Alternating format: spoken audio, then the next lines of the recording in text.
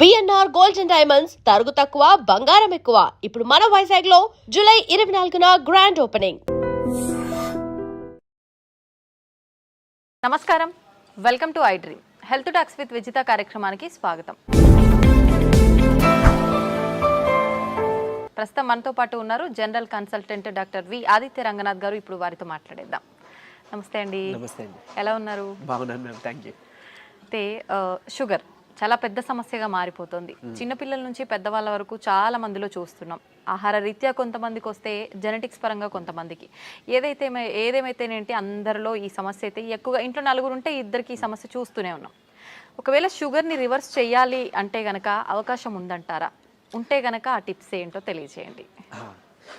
So ఇప్పుడు diabetes వచ్చింది, లేకపోతే బీపీ వచ్చింది, థైరాయిడ్ వచ్చింది, లేకపోతే వాట్ ఎవర్, ఇదివరకు మనం విన్నది ఏంటి అని అంటే ఒక్కసారి వస్తే లైఫ్ లాంగ్ అది తగ్గడానికి ఆస్కారం లేదు. సో మనం ఏం చేయొచ్చు, కంట్రోల్లో పెట్టుకోవాలి. సో డ్రగ్స్, అదే మన మెడిసిన్ తీసుకుంటాము రెగ్యులర్గా, ఆపకుండా తీసుకుంటే కంట్రోల్లో ఉంటుంది కాబట్టి భయపడాల్సిన అవసరం లేదని చెప్తారు. అయిపోయింది, అది అక్కడతో అయిపోయింది. బట్ ఇప్పుడు రీసెంట్ అంటే చాలా ఇయర్స్ నుంచి మనకి తెలిసిందే ఏంటి అని అంటే వీటన్నిటిని కూడా మనం రివర్స్ బ్యాక్ చేసుకోవచ్చు. కాకపోతే ఆ పద్ధతి తెలియక, చాలా మంది అవేర్నెస్ లేక ఇంకా అదే భయంతో ఇప్పటికీ ఉన్నారు. అంటే ఒక్కసారి వస్తే తగ్గదు, మనం ఖచ్చితంగా టాబ్లెట్స్ మీద బ్రతకాలి లైఫ్ లాంగ్. సగం ఆ థాటే ఇంకా అనారోగ్యం తీసుకొస్తుంది అనమాట. సో అసలైన నిజం ఏంటి అని అంటే డయాబెటీస్ని కూడా మనం రివర్స్ చేసుకోవచ్చు ఖచ్చితంగా. అంటే నేను చెప్తుంది రివర్స్ అంటే పూర్తిగా డయాబెటీస్ అసలు లేకుండానే మనం ఫర్దర్గా మనం జీవించవచ్చు, మన లైఫ్ లీడ్ చేయొచ్చు. అవకాశం ఖచ్చితంగా ఉంది. అంటే ఆరోగ్య సూత్రాలు పాటించడం వల్లనే. ఏంటండి మరి అవి? సో మెయిన్గా ఇప్పుడు డయాబెటీస్ రావడానికి కారణం ఒకటి ఇన్సులిన్ రెసిస్టెన్స్.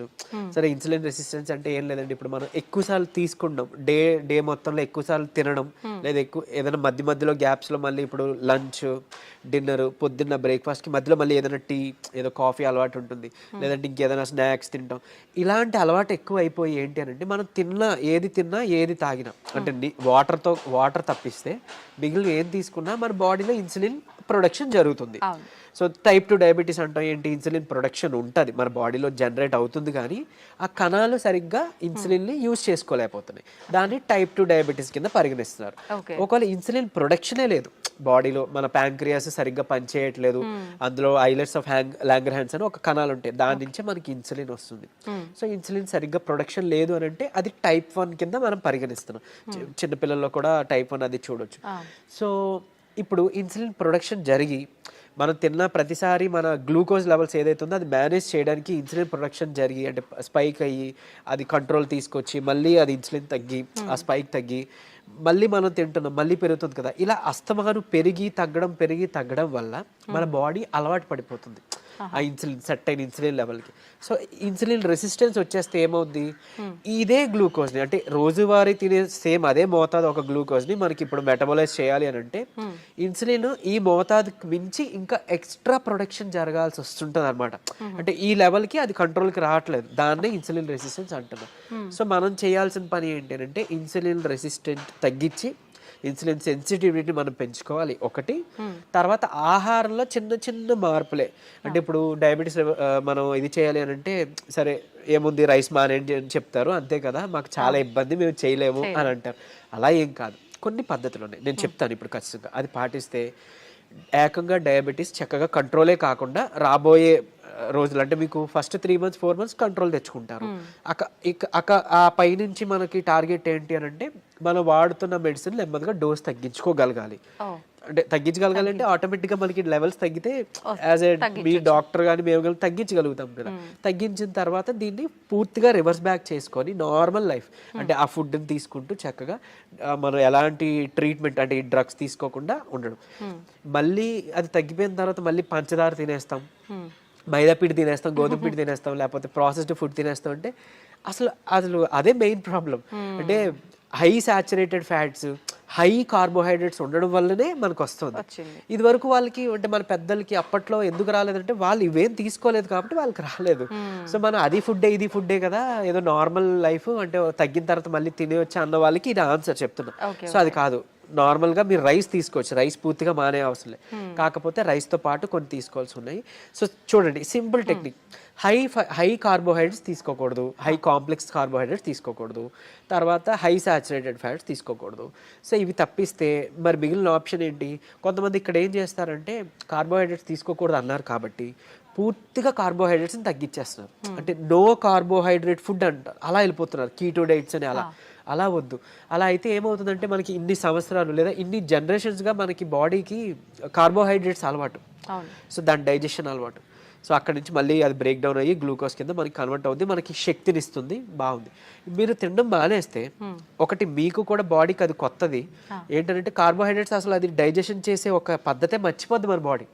సో రేపు పొద్దున్న నార్మల్ సింపుల్గా కార్బోహైడ్రేట్స్ తీసుకున్నా దానికి చాలా కష్టపడాల్సి వస్తుంది.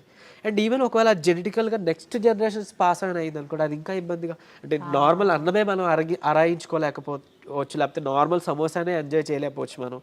సో అట్లా, సో సరే ఓకే, హై కార్బ్స్ అంటే తెలుసు, ఈ రైస్ నార్మల్గా అవి తీసుకునేవి, ఈ రైసు తర్వాత ఈ మైదా గోధుమ పిండి ఇవన్నీ తినమని చెప్తుంటారు, అంటే రైస్ని తగ్గించి మైదా గోధుమ పిండి తినమని అంటారు కదా.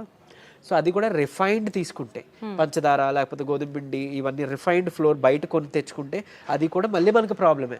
సో మనం మిల్లులో వెళ్ళి ఆడించుకుందాం, అంటే డైరెక్ట్గా వెళ్ళి మనం గోధుమలు అలాగా గోధుమలు, దానికి జొన్నలు యాడ్ చేయొచ్చు, రాగులు యాడ్ చేయొచ్చు, సోళ్ళు అంటాం కదా, సో అలా రాగి మాల్ట్లో తీసుకునే రాగులు అవన్నీ యాడ్ చేసి దాంతో మనం రొట్టిలానో లేకపోతే మిల్లెట్స్ ఏమైనా దానికి యాడ్ చేసి, కినోవా అని ఇప్పుడు వస్తుంది, సరే అంత అఫోర్డ్ చేయలేదు అన్న వాళ్ళకి పోనీ మనకి ఏమంటారు సామెలు, అరికిలు, గంటలు అలాంటివన్నీ తక్కువ రేట్కే వస్తుంటాయి కదా, అలాంటివి ఇంక్లూడ్ చేసుకోవచ్చు. పూర్తిగా రైస్ మానేమని నేను చెప్పట్లేదు, రైస్తో పాటు ఇది తీసుకోండి. సరే ఇదంతా కాదులేండి, ఓన్లీ రైస్ నాకు కర్రీ మాత్రమే అలవాటు ఉంది, పోనీ ఇంకేదైనా సింపుల్గా చెప్పండి అని అంటే ఉంది ఒక పద్ధతి. మనకి ఇప్పుడు ఇన్సులిన్ రెసిస్టెన్స్ అని మాట్లాడుకున్నామే, HbA1c మీ అందరికీ తెలుసు, 3 నెలల యావరేజ్ తీస్తే మనకి ఎంత ఉంది అనే దాని మీద మన డయాబెటీస్ ఉందా లేదా, కంట్రోల్లో ఉందా లేదా అని తెలుస్తుంది. సో దాన్ని మనం కంట్రోల్ పెట్టడానికే కదా ఇప్పుడు అన్ని చెప్తున్నాం, మన ఇన్సులిన్ వాడాలన్నా లేకపోతే ఈ మెట్ఫార్మిన్ మన డయాబెటీస్ డ్రగ్స్ వాడాలంటే కూడా మనకు అలానే దేవుడు కూడా ఇచ్చిన ఆహారంలో ఈ పని చేసే ఉంది. ఏంటి అని అంటే ఒకటి కీరా దోసకాయలు, తర్వాత పంకిన్ సీడ్స్ గుమ్మడి గింజలు, తర్వాత పాలకూర. వీటిలో ఏంటంటే పాలకూరలో తర్వాత పంకిన్ సీడ్స్లో వైటమిన్ ఈ ఉంటుంది, అది మీ HbA1cని చక్కగా కంట్రోల్ తీసుకొస్తుంది. అండ్ ఇప్పుడు చెప్పిన ఆహార పదార్థాల్లో మీకు ఇన్సులిన్ రెసిస్టెన్స్ని తగ్గించి సెన్సిటివిటీని పెంచే ఉండే. సో ఇప్పుడు సరే కొంత లిస్ట్ చెప్తాను చూడండి. మష్రూమ్స్ బాగా అదే మన ఉడకబెట్టిన గుడ్లు ఫుల్గా విత్ సొనతో పాటు తీసుకోవాలి, అది కొలెస్ట్రాల్ కాదు, మంచి కొలెస్ట్రాల్ తీసుకోండి. సో తర్వాత నెయ్యి, తర్వాత మన కీరా దోసకాయలు, తర్వాత ఓట్స్, గ్రీన్ పీస్ అదే మన పచ్చి బఠానీలు, తర్వాత రాజ్మా, కిడ్నీ బీన్స్ అంటాం రాజ్మా, అలానే మిగిలిన బీన్స్ కూడా చక్కగా మిగిలిన రకాల బీన్స్, చిక్కుళ్ళు బీన్స్ ఇట్లాంటివన్నీ తీసుకుంటే కనుక ఇవన్నీ కూడా మీ ఇన్సులిన్ రెసిస్టెన్స్ని తగ్గించినవే. సో మీ ఇష్టం, గుడ్లు పోనీ ఆమ్లెట్ రూపంలో తీసుకోండి, నిద్రకి పనికి వస్తుంది ఆమ్లెట్, ప్లస్ దీనికి కూడా హెల్ప్ అవుతుంది. సో ఈ ఫుడ్ని మీరు కంపల్సరీగా క్యాబేజీ, కాలీఫ్లవర్, సో బ్రాకోలీ కానీ ఇలాంటి ఇవన్నీ కూడా మీ ఫుడ్ డైలీ ఫుడ్లో ఏదో ఒక రూపంలో ఇంక్లూడ్ చేసుకోండి. ఏదో ఒక్క పదార్థమైనా అట్లీస్ట్ కర్రీ, మనం అది వదిలేసి మిగిలిన ఏవో తీసుకున్నామంటే మళ్ళీ కంట్రోల్కి రాదు. మీ అందరికీ తెలిసిందే, చాలామంది ఎక్కువ పాలకూర కూడా తినరు.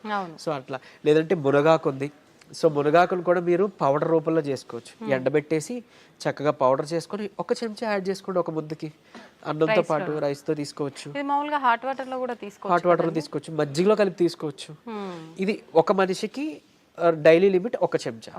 సో అట్లా అని ఇప్పుడు ఏం చేస్తారంటే కొంతమంది ఏదైనా రసం, చారు దాంట్లో కలిపేస్తారు, బట్ అది కలిపేస్తే అంటే ఇంట్లో 3 members 4 members ఉంటే అందులో ఎవరికి ఎంత వెళ్ళింది తెలియదు కదా. సో డైరెక్ట్గా మీరు కలుపుకోవడం బెటర్, ఏదర్ వాటర్లోనో మజ్జిగలోనో లేదా మీ అన్నం గిన్నెలోనో. ఇంకోటి అన్నము, ఇప్పుడు అలానే అదే అన్నము కూర తినే ముందుగా 1 కప్పు కీరా దోసకాయ తీసుకోండి, లేదా బీన్స్, మొలకలు తీసుకోండి చక్కగా, ఇవన్నీ మీకు హెల్ప్ అవుతుంది. లేదంటే మన దాలింబ గింజలు 1 కప్ పెట్టుకోవచ్చు, పెట్టి ముందు అది తిని తర్వాత అన్నము కూర మనం తీసుకుందాం. అలానే అన్నం తినే ముందు, టిఫిన్ తినే ముందు, నైట్ డిన్నర్ చేసే ముందు ఏం చేయొచ్చు అనంటే కొంచెం పెప్పర్ అంటే మన మిరియాల పొడి 1 చిటికెడు తీసుకొని నిమ్మరసం యాడ్ చేసి కొంచెం గోరువెచ్చని నీటిలో ఒక కప్పు లేదా 1 గ్లాస్ గోరువెచ్చని నీటిలో కలిపి తాగేసేయండి. ఎందుకు అనంటే ఇప్పుడు ఈ పెప్పర్లో ఉండే పైపరిన్ అనేది మన ఏమంటారు యాక్టివ్ ఇంగ్రీడియంట్, మెడిసినల్ వాల్యూ ఉండే ఇంగ్రీడియంట్. ఇది మన లివర్లో ప్యాంక్రియాస్లో అదే ఎక్కడి నుంచి అయితే ఇన్సులిన్ వస్తుందో అందులో అక్కడ డైజెషన్ ఎంజైమ్స్ని వాటిని కూడా మంచిగా ఇది ఏమంటారు మెటబాలైజ్ చేస్తుంది. కరెక్ట్గా మెటబాలిజం బాగా జరిగి ఎంజైమ్స్ అన్ని మంచిగా ఫంక్షన్ అయ్యేలా చేస్తుంది. సో తర్వాత ఇంకొకటి మోర్ ఓవర్ ఈ ఏవైతే కాంప్లెక్స్ కార్బోహైడ్రేట్స్ మన హై కార్బ్స్ అన్నాం కదా దాన్ని బాగా కరెక్ట్గా డైజెషన్ జరిగేలాగా మెటబాలైజ్ అయ్యేలాగా ఇది హెల్ప్ చేస్తుంది. అండ్ ఈవెన్ మన పోషకాలు ఏవైతే ఉన్నాయో ఆకుకూరలోనో లేకపోతే మనం తీసుకునే ఫుడ్లోనో అవి మనం వంట పట్టడం అంటాం కదా మన అబ్జార్ప్షన్ అవి అబ్జార్బ్ చేయడానికి ఈ పైపర్ ఈ పెప్పర్ మన మిరియాలు పొడి చాలా బాగా హెల్ప్ చేస్తుంది. సో ఈ రూపంలో తీసుకున్నారనుకోండి మీరు తిన్న తర్వాత పెరిగే షుగర్ లెవెల్స్ కంట్రోల్కి వస్తాయి. అండ్ ఈవెన్ మనకి లోపల ఫంక్షనింగ్ బాగా మెరుగుపడుతుంది. ఇకపోతే డయాబెటీస్ రివర్సల్ గురించి వద్దాం. సో నేను ఇప్పుడు చెప్పింది 3 to 4 months చేస్తే ఖచ్చితంగా మీ షుగర్ లెవెల్స్లో చాలా వరకు మీకు తగ్గడం మీరే గమనించుకుంటారు. మీరు ఇంత అద్భుతంగా పనిచేస్తుందా అని అంటారు. ఎందుకనంటే చాలా మందికి ఒకటి ఉండిపోయింది సైకలాజికల్గా, అంటే drugs like what ever medicine మాత్రమే మెడిసిన్, ఫుడ్ అంటే జస్ట్ ఆహారం మాత్రమే. అసలు కాదు. మీకు గుర్తుంటుంటే ఎప్పుడైనా మీ నాన్నమ్మలు అమ్మమ్మలు మీకు ఎప్పుడైనా పొట్టనొప్పి వచ్చింది అని అంటే ఏదైనా వాము కొంచెం సాల్ట్ కలిపిస్తే వెంటనే తగ్గడం మనం గమనించి ఉంటాం. లేదంటే మెంతులు మింగేసి తాగేయండి వాటర్ అంటే అవన్నీ ఎందుకు పనిచేస్తున్నాయి? ఇప్పుడు యాంటాసిడ్స్ ఏవో వెళ్ళి పరగడుపున మాత్రం మనం పైకి వెళ్ళి తెచ్చుకొని వేసుకుంటున్నాం. అవేం అవసరం లేకుండా వాళ్ళు బతికారు కదా. ఎలా బతికారు? ఇలానే ఇవన్నీ ఫుడ్డే మెడిసిన్. మనకు ఒక మెడికల్ షాప్ ఉంది. ఎగ్జాక్ట్లీ మనకి ఏదైనా అనారోగ్యం వస్తుంటే మెడికల్ షాప్ కి మనం బయటకు వెళ్ళవద్దు, మన కిచెన్ లోకి వెళ్ళాలన్నమాట. యాక్చువల్గా పోపుల డబ్బాలే మనకి డ్రగ్ ఇది అన్నట్లు, స్టోర్ అన్నట్టు. సో ఖచ్చితంగా ఇది వర్క్ అవుతుంది. అండ్ మోర్ ఓవర్ అంటే ఇప్పుడు మన బెర్రీస్ నుంచి ప్లాంట్స్ నుంచి ఎక్స్ట్రాక్ట్ చేసిన బెర్బరిన్ అనేది ఒక సప్లిమెంట్ ఉంటుంది ఆబ్వియస్లీ. సరే అది అందరూ వాడాల్సిన అవసరం లేదు కానీ ఒక బూస్టప్ కింద పనికి వస్తుంది. అంటే ఎలా అయితే మనకి డయాబెటీస్ని మనకి తగ్గించడానికి మెట్ఫార్మిన్ అనే ఒక మెడిసిన్ తీసుకుంటున్నాము, సేమ్ ఇది కూడా అదే పని చేస్తుంది. కానీ బట్ మెట్ఫార్మిన్తో వచ్చే వైటమిన్ B12 డెఫిషియన్సీ ఇందులో లేదు, ఈ బెర్బరిన్లో లేదు. సరే ఓకే, అవైలబుల్ ఉన్న వాళ్ళు వాడుకుంటారు, అందరూ ఇది వాడాలని రూల్ లేదు. కానీ బట్ ఈ సింపుల్ టిప్స్ పాటించండి, ఇది ఒకటి. తర్వాత ఖచ్చితంగా ఒక 5 minutes వాకింగ్ ఉంటే చాలు. 5 minutes వాకింగ్ అంటే తిన్న తర్వాత ఒక 10 నిమిషాలలో 5 minutes వాకింగ్ చేస్తే చాలు. మీ ఆఫీస్ ఏరియా, మీ బెడ్రూమ్, మీ హాల్ ఎక్కడైనా ఆయాసం రావాలి, చెమటలు పట్టాలి, ఇట్లానే వాకింగ్ చేస్తేనే మనకి వర్కౌట్ అయినట్టు అని అస్సలు కాదు. బాడీ మూమెంట్ ఉండాలి. సో అది చేసుకుంటే చాలు, డయాబెటీస్ మనకి తగ్గుతుంది. రివర్స్కి చెప్పుకున్న ఇందాక ఇంగ్రీడియంట్స్ ఉన్నాయి కదా, పంకిన్ సీడ్స్ అవ్వచ్చు, మన HbA1c కంట్రోల్ చేసే ఇన్సులిన్ సెన్సిటివిటీ పెంచేవి, ఇవి మీరు చేసుకుంటే 3 to 4 months ఖచ్చితంగా రివర్స్ అయిపోతుంది. ఇప్పుడు చాలా మంది మనం చూస్తూ ఉంటామండి, జామకాయ ఆకులు, లేత చిగుర్లు అని చెప్పి, లేదు అంటే తిప్పతీగ అని చెప్పి, ఇలాంటి కొన్ని ఆకులతో వేణిల్లో వేసి మరిగించిన వాటర్ తాగుతుంటారు షుగర్ ఉన్న వాళ్ళు. ఇది వర్క్ అవుతుంది అంటారా? యాక్చువల్గా ఇప్పుడు జామ ఆకులు ఉన్నాయి కదా, లేత తీసుకొని ఒక 4 ఆకులు మనం వేడి నీటిలో వేసి మరిగించి కషాయంలా తీసుకొని ఉదయం సాయంత్రం లేదా ఒక పూట అట్లీస్ట్ పరగడుపునైనా కానీ తాగితే కనుక అమోఘంగా ఆ రోజే పెరిగిన షుగర్ లెవెల్స్ తగ్గిపోయాయి. సో నేను ప్రీవియస్ వీడియోలో జామాకులు కషాయం గురించి చెప్పినప్పుడు చాలా మంది ఫోన్ చేసి అంటే ట్రై చేసి చక్కగా ఫస్ట్ నమ్మారు, ట్రై చేసి ఒక 2 daysలో వాళ్ళు ఫోన్ చేసి సార్ అంటే మాకు 1 day 2 dayలోనే ఇంత బాగా పనిచేస్తుంది, కంటిన్యూ చేయొచ్చు అంటారా, ఎక్కువ కాలం అన్నారు. బేసిక్గా చేయొచ్చండి, చేసుకోండి అని చెప్పారు. సో ఈవెన్ అది వాళ్ళకి ఏంటంటే డయాబెటీస్ ఎక్కువ, షుగర్ లెవెల్స్ ఎక్కువ ఉండడం వల్ల కొంతమందికి నిస్సత్వ నీరసంగా ఉంటుంది కదా, దాన్ని కూడా ఇది మనకి జామాకులు బాగా హెల్ప్ అవుతుంది.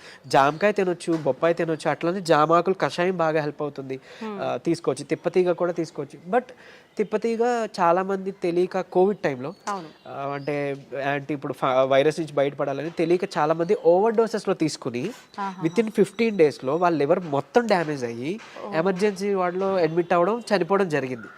కానీ నేను ఇక్కడ చెప్పే ఒక ముక్క, తిప్పతీగ ప్రాబ్లం కాదు, ఓవర్ డోస్ ప్రాబ్లం. కాబట్టి తిప్పతీగని మనం ఇప్పుడు ఒకవేళ ఒక లైక్ 1 inch తీసుకున్నాం అనుకోండి, ఆ రూట్ ఏదైతే ఉందో దాన్ని బాగా బాయిల్ చేసి మనం దాన్ని తాగొచ్చు. దాంట్లో కొంచెం ఉసిరి పొడి యాడ్ చేయొచ్చు, లేదంటే మునగాకు యాడ్ చేసుకోవచ్చు 1/2 spoon అట్లా. ఇలాగా మనం తీసుకున్నాం అనుకోండి మనకి మంచిగా బెనిఫిటే. ఇప్పుడు అలాగని ఏంటి ఫ్లాక్ సీడ్స్ ఉన్నాయి, అవిసె గింజలు ఉన్నాయి. అవిసె గింజలు మనకి కొలెస్ట్రాల్ తగ్గిస్తుంటుంది, డయాబెటీస్ని రివర్స్ చేస్తుంది బాగా. అంటే ఒక 2 చెంచాలు మనం పౌడర్లా కానీ తయారు చేసుకొని మనం ఫ్లాక్ సీడ్స్ తీసుకుంటే, ఇదే ఫ్లాక్ సీడ్స్ గురించి ఒక పేపర్లో ఒక ఆర్టికల్ వచ్చింది. ఏంటి ఫ్లాక్ సీడ్స్ తీసుకోకూడదు, లివర్కి మంచిది కాదు, లేకపోతే ఇంకోటి ఏదో అని.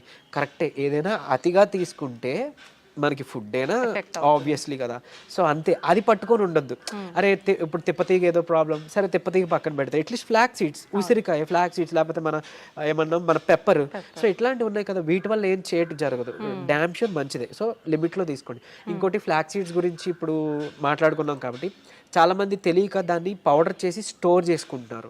వద్దు, అది ఏంటి అని అంటే ఆక్సిజన్ కి సెన్సిటివ్ అనమాట, ఎయిర్ సెన్సిటివ్ యాక్చువల్గా. దీన్ని మనం ఎంత ఎయిర్ టైట్ దీంట్లో స్టోర్ చేసుకున్నా, ఎంత అమోఘంగా పనిచేస్తుందో ఇది అంత చేడ్ చేస్తుంది. స్టోర్ చేస్తే ఆక్సిడైజ్డ్ అయిపోయి మనం ఎంత ఇది చేసినా అది అయిపోతుంది. సో ఫ్రెష్గా తయారు చేసుకోండి. ఒక 2 చెంచాలు చిన్న మిక్సీ గిన్నెలో మాత్రం అవుతుంది, పెద్ద మిక్సీ గిన్నెలో అవ్వదు. సో చేసుకొని మీరు బటర్ మిల్క్లో మిక్స్ చేసుకోవచ్చు. కొలెస్ట్రాల్ తగ్గుతుంది, డయాబెటీస్ రివర్సల్కి హెల్ప్ అవుతుంది. అండ్ ఈవెన్ మనకి బయట బనానా ఫ్లోర్ అని దొరుకుతుంది, అరటి దీని నుంచి తీసిన పిండి. సో అది ఆన్లైన్లో వాటిలో అవైలబుల్, దాన్ని తెచ్చుకోండి. ఒక చెంచా చక్కగా బటర్ మిల్క్ దీంట్లో మిక్స్ చేసుకోండి. ఈ ఫ్లాక్ సీడ్స్ని మిక్సీలో పౌడర్ చేసుకోండి. పరగడుపునే తాగండి. మీకు డయాబెటీస్ని కంట్రోల్ రివర్స్ చేయడానికి హెల్ప్ అవుతుంది. ఎందుకు అని అంటే రెసిస్టెన్స్ స్టార్చ్ అదన్నీ ఉంటేనే మనకి యూజువలీ చాలా ఇదనమాట. సో డయాబెటీస్ రివర్స్ చేయడంలో ఈ అరటి ఫ్లోర్ ఏదైతే ఉందో అమోఘంగా పనిచేస్తుంది. ఒక్క చెంచా చాలు. మీరు తినే దాంట్లో ఎందులో కలుపుకోవచ్చు. ఈవెన్ ఏమంటారు, మీరు తినే ఏదైనా అట్టు రొట్టెలో వేసుకోండి, లేదంటే ఇలా బటర్ మిల్క్లో మిక్స్ చేసుకోండి. ఇది ఖచ్చితంగా మీ డయాబెటీస్ రివర్సల్కి హెల్ప్ అవుతుంది. సో ఎందుకు, ఇన్సులిన్ రెసిస్టెన్స్ మనకి మెయిన్గా రివర్స్ అవుతుంది కదా, అంతే. ఇదే సీక్రెట్ ఫార్ములా. ఇది నమ్మి చేయండి, నిజంగా చెప్తున్నా. మీరు ఇయర్స్ డ్రగ్స్ అది వాడాల్సిన అవసరం లేదు. అండ్ ప్రీవియస్గా ఒక వీడియోలో నేను చెప్పాను, లైక్ పరగడుపున ఒక చెంచా కలబంద గుజ్జు తీసుకోండి అని. అది నేను ఎక్కడో మెడికల్ క్యాంప్కి వెళ్ళినప్పుడు ఒక ఆవిడ నా వీడియో చూసారంట, ఆవిడ కంట్రోల్ అయింది. సో మీరు ఇదివరకు వాడేవారు కదండి ట్యాబ్లెట్, ఈ నెల చాలా వరకు తగ్గింది. ఏం చేశారంటే, మీ వీడియో చూసాను సార్, యాక్చువల్గా కలబంద గుజ్జు చెప్పారు, పరగడుపుని తీసుకోవడం మొదలు పెట్టాను, నాకు ట్యాబ్లెట్ తగ్గిపోయింది, సగానికి సగం డోస్ తగ్గిపోయింది. And with in next 2nd or 3rd మంత్లో ఆవిడకి పూర్తిగా నేను ఆపేశాను. ట్యాబ్లెట్ తీసుకోవాల్సిన అవసరం లేదు, ఆవిడకి డౌన్ అయిపోతుంది. సో అంత బాగా పనిచేస్తాయి మనకి దేవుడిచ్చిన ఇవన్నీ మెడిసిన్సే. సో ఇందులో చెప్పింది ఏదైనా వాడుకోండి. మీకు ఏం పని చేసిందో కమెంట్లో చెప్పండి. సో మిగిలిన వాళ్ళకి ఇన్స్పైరింగ్గా ఉంటుంది. అండ్ ఏది పని చేయలేదో లైక్ నాకు తెలిసినప్పుడు నేను సజెస్ట్ చేయగలుగుతాను మీకు ఆల్టర్నేట్గా. థ్యాంక్ యూ అండి, నిజంగా చాలా యూస్ఫుల్ టిప్స్ అనేది తెలియజేయడం జరిగింది. నమస్తే.